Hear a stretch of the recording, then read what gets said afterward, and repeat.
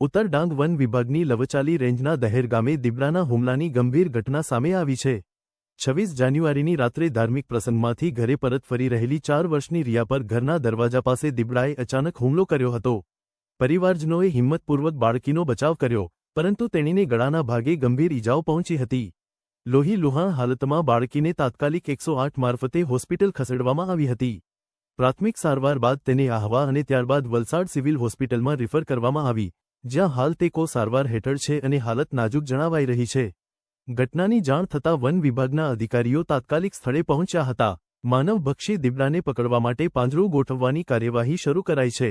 ઉલ્લેખનીય છે કે ડિસેમ્બર 2025માં બરડીપાડા રેન્જના મહાલ ગામે દીપડાના હુમલામાં એક 7 વર્ષના બાળકનું મોત થયું હતું। દીપડાના સતત હુમલાઓને કારણે સમગ્ર ડાંગ વિસ્તારમાં ભયનો માહોલ ફેલાયો છે। પોલાદ, ગુજરાત ન્યૂઝ, આહવા, ડાંગ। તમારું નામ? અनु સીતારામ દળવી। ભોગ બનનાર બાળકીનું નામ શું? રિયા। તેમના તમે શું થાવ? મામી। કઈ રીતે ઘટના બની હતી? એ બાર ગયેલા, એ જોવા ગયેલા ગામમાં 9 વાગે, પછી અહીંયા આવી ગયેલા અને દીપડાએ પકડી લીધું દરવાજા પાસે જ, સામે જ। કેટલા વાગ્યાની હશે? 9 વાગ્યાની। અહીંયા તમે કોણ કોણ હતા? મારે મમ્મી એ ને એ ભાઈના છોકરા એ બે। ને છોકરીના મા બાપ? એ તો શેરડી કાપવા નીકળી ગયા, નવસારી છે, નવસારી।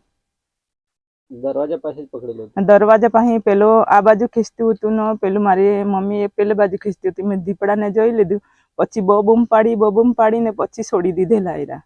પછી દરવાજા બંધ કરીને અમે બે પોયરા હતા, એને મારે મમ્મીએ પોયરી ઉચકી લીધું અને બબૂમ પાડતા હતા, આવો આવો એમ બચાવવાનું, આવો। પછી મારે પપ્પાએ આવેલું અને ભાઈનું છોકરા આવેલું, પછી 108 કોલ કરી મૂકેલું, પછી લઈ ગયેલા અહીંથી।